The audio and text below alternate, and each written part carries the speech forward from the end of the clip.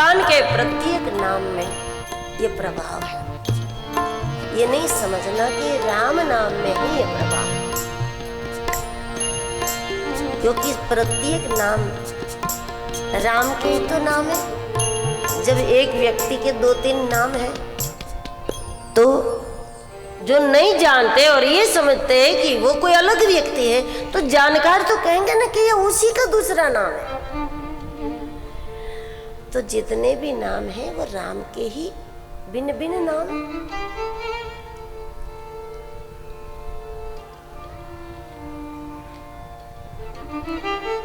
प्रहलाद जी ने कहा राम नाम जपा था, ध्रुव ने कहा राम नाम जपा था। ध्रुव को तो नारद जी ने दिया था 12 अक्षर।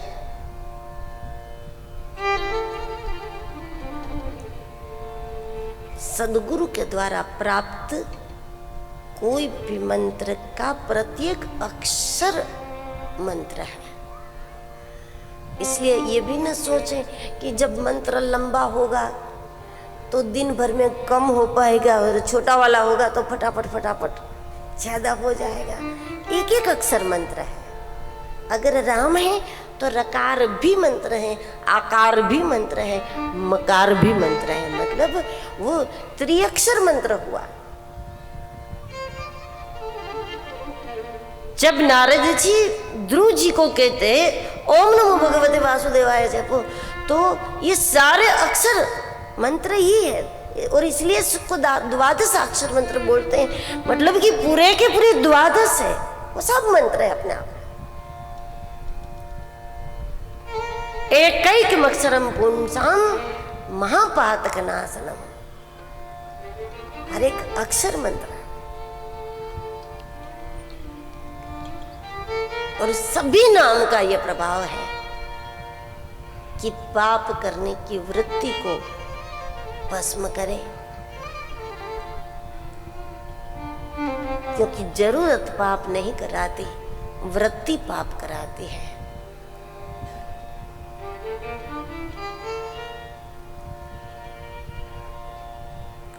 भगवान के नाम का जप करें, नियमित करते करते निरंतर हो जाएं। ऐसे जापकों को किसी भी विषय में बाहर से मार्गदर्शन नहीं लेना पड़ता, क्योंकि नाम जापक के अपने भीतर एक प्रकाश प्रकट होता है। जैसे गाड़ी चलती है तो उसमें लाइट है, वो आगे आगे आगे आगे प्रकाश करती ही जाती है।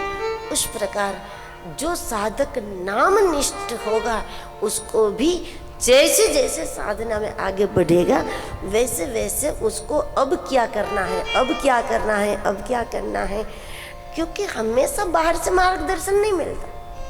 कब तक बाहर से ले, कब तक सवाल करोगे?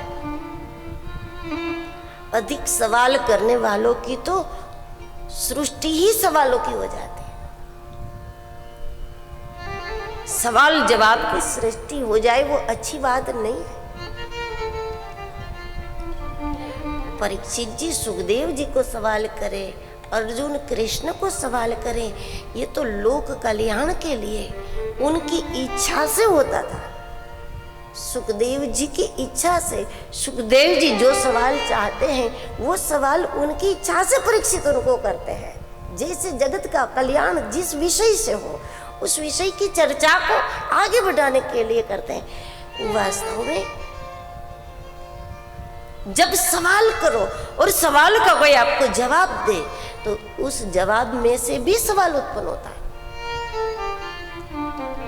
और ये आदत अच्छी नहीं है। परिणाम ये होगा, बहुत सवाल करो, हर किसी से सवाल करते जाओगे, वो आपको जवाब देते जाएंगे, तो परिणाम ये आएगा आपकी अपनी भूमिका सवालों की बन जाएगी।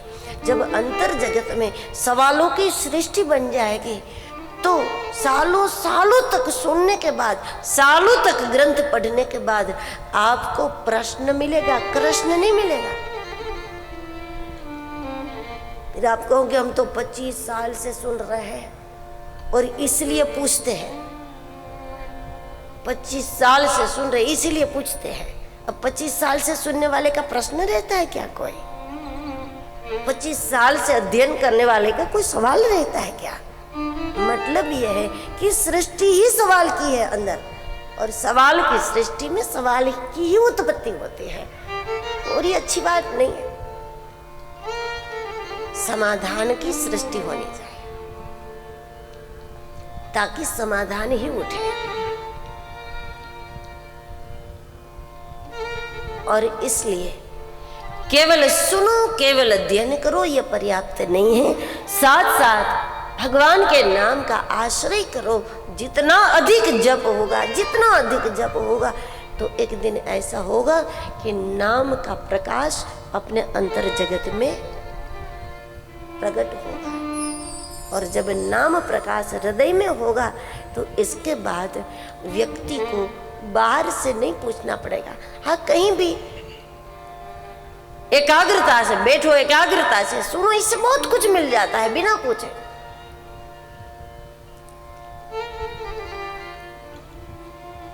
नाम आपके अंदर वो प्रकाश करे जिससे भीतर से ही हमको अपना मार्ग दिखे। शुरू शुरू में ठीक है, क्योंकि बच्चा अक्षर नहीं जानता, तब तक तो उसको क ख ग घ ये कराना पड़ेगा, उसको 12 अक्षरी करानी पड़ेगी, वो सब कराना पड़ेगा। आरंभिक भूमिका में ये सब ठीक है कि बाहर से मार्गदर्शन लो, लेकिन एक अवस्था ये होनी चाहिए कि हम जहाँ बैठे हो वहीं बिना किसी से पूछे, बिना किसी का मार्गदर्शन लिए अपने ही भीतर से समाधान की दुनिया उत्पन्न, अपने भीतर से रहस्योद्घाटन होना चाहिए। बहुत सारे रहस्य नाम जप से प्रकट होता है, और नाम जप करने से साधक को शीतलता प्राप्त होती है। अन्यथा साधना का भी अपना ताप है। दुनिया में कोई क्षेत्र ऐसा नहीं है जिस क्षेत्र का अपना ताप ना हो। देखो, विद्यार्थियों के जीवन का अलग प्रकार का ताप होता है। जो पढ़ते हैं उसी को यह ताप सहना है, नहीं पढ़ता उसको कुछ नहीं।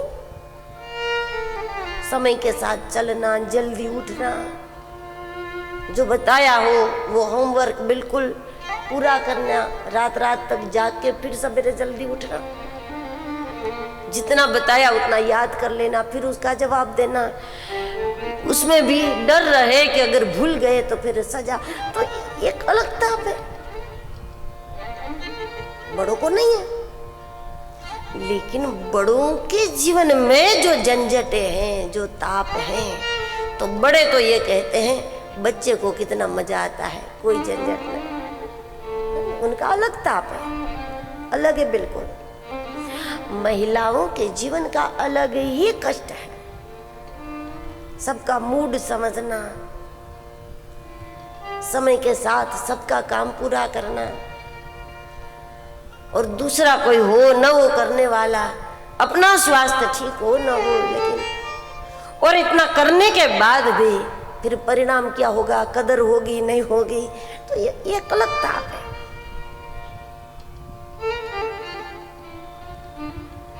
पुरुषों के जीवन का एक अलग ताप है। उनको ऐसा लगता है कि महिलाओं को तो देखो मजा है, उसको कोई ये सारा बोझ, हमको सारी जिम्मेदारी, सब कुछ हमें सोचना पड़ता है, बहुत उनको लगता है। लेकिन सबका अपना अपना अलग अलग ताप है। बुजुर्गों के जीवन का अपना ताप है।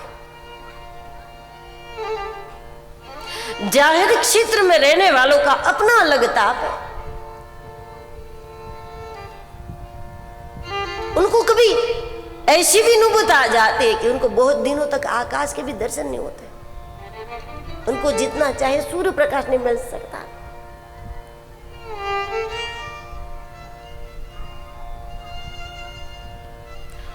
तो जाहिर क्षेत्र के लोगों का अपना अलग ताप है।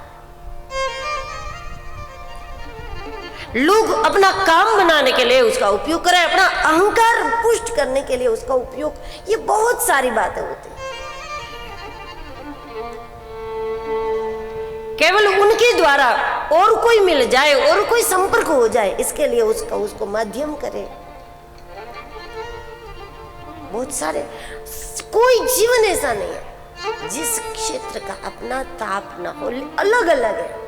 इसलिए हम लोग दूसरे को अलग ये समझते कि इनको कोई टेंशन है, हमें है। महिला ये समझती है कि सारा ताप हमको हमारे जीवन में है, पुरुषों को कुछ नहीं है। पुरुषों को ऐसा लगता है कि सारा ताप हमारे जीवन में है, इसको कुछ नहीं है, बस घर में रहना, शांति से मजा करना। बच्चों का अलग ताप है। अरे छोटे, बहुत छोटे बच्चे के जीवन का भी अपना एक ताप है। जब बच्चा रोता है, माँ नहीं जानती कि ये क्यों रो रहा है, और वो उसका रोने का कारण अलग होता है, और माँ इलाज कुछ अलग करती है। जब बच्चा रोता हुआ कान को छूता है तो माँ कान में दवाई डालती है, वो उसको पेट दर्द होता है। तो सबका ताप है। कोई जीवन धरातल पर ऐसा नहीं है कि जिसका अपना कोई ताप नहीं है। लेकिन उस ताप में रहकर भी जीवन का आनंद लेना है, तो इसका उपाय यह है कि हम अपने निकट में अपना एसी चला लें। हम अपना एसी चला लें, और ये अपना एसी है तू कृष्ण भानु हिमत। प्रभु के नाम में शीतलता।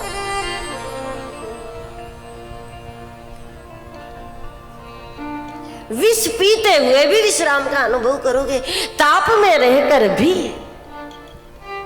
आनंद का अनुभव करोगे।